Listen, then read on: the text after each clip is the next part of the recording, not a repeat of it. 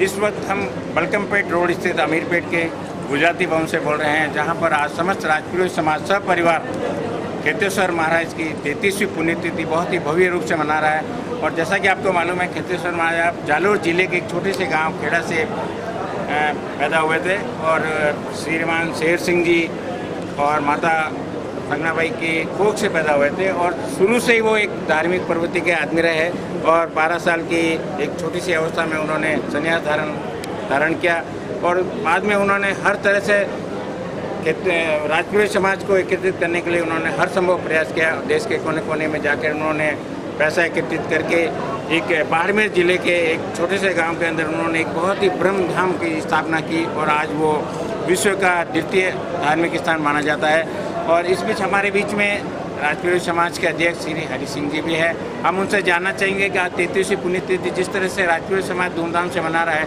उसके पीछे क्या उद्देश्य है और वो समाज को क्या संदेश देना चाहते हैं। हरि सिंह जी राजपुरोहित। मैं खेताराम जी बाबू जी की 33वीं वर्षगांठ में मैं सभी हमारे भाई बंधुओं को बहुत धन्यवाद देता हूं। और खेताराम जी हमारे एक समाज के बहुत ही बड़े गुरु थे और वो ब्रह्मा जी का स्वरूप समझो उनका, और वो हमारे समाज को मतलब एक जगह बिठाने में उनका बहुत बड़ा सहयोग है। खेताराम जी बाबू जी आने के हमारी समाज में बहुत उन्नति हुई है, सब तरह के बहुत मतलब अच्छे काम हुए।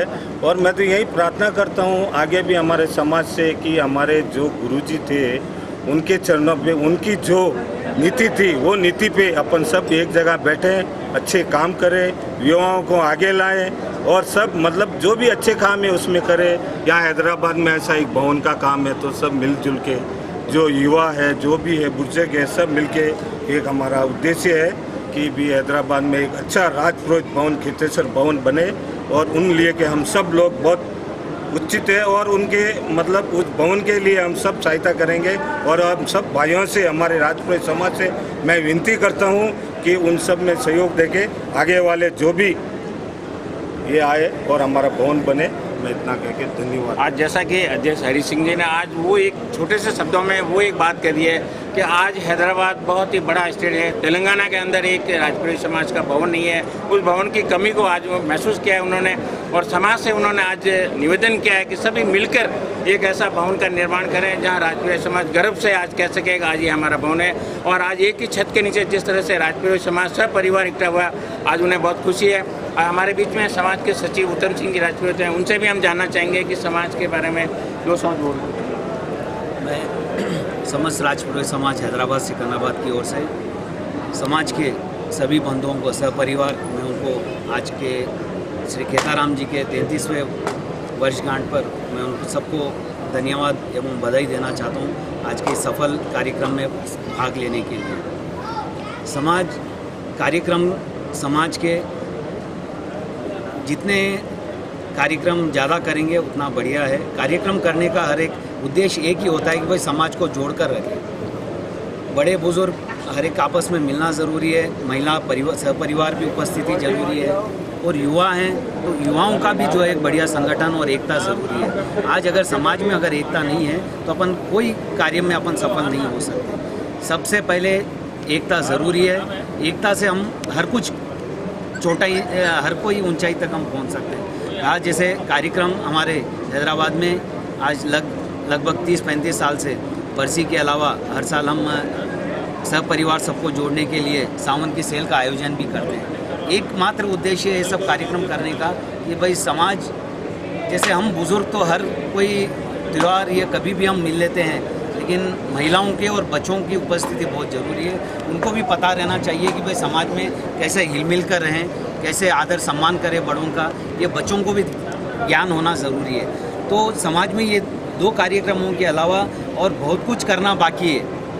आज समाज में सिर्फ ये नहीं है कि भाई अगर संस्था बन जाती है और पदाधिकारी अगर बन जाते हैं उनका वहाँ तक उद्देश्य पूरा नहीं होता है। समाज और संस्था बनने के बाद में पदाधिकारी का जिम्मेदारी बनता है कि हर एक विषय पर समाज को जो है आगे बढ़ने के लिए आज के नए समय के अनुसार अच्छे कार्यक्रम करते हुए आगे बढ़े। समाज में बहुत कमियां हैं उसको दूरी करने के लिए हम सब में एकता ज़रूरी है। और सबको एक चीज़ ध्यान रखना ज़रूरी है कि अपने को जब कहीं भी मीटिंग वगैरह भी अगर होती है समाज की, तो तो पहले अपने को सुनने की आदत करना ज़रूरी है। आज हम मानते हैं जो भी है हर एक को बोलने का अधिकार है, लेकिन उतना ही सुनने का भी सहन शक्ति रखना ज़रूरी है। आप जितना जो कार्यकारिणी जो बनी है उस पर आप पूरा भरोसा रखें और उस पर जो है जो भी आदेश होता है उस आदेश का समाज के हर व्यक्ति को पालन करना ज़रूरी है। जैसे चाहे भजन का कार्यक्रम हो, या आज की प्रसादी का कार्यक्रम हो, या सावन की सेल हो, ये समाज की ओर से जो भी कार्यक्रम आयोजन होता है, हम सब यहाँ तक कि बच्चों की जिम्मेदारी बनती है कि भाई समाज के हर कार्यक्रम में उपस्थित हो।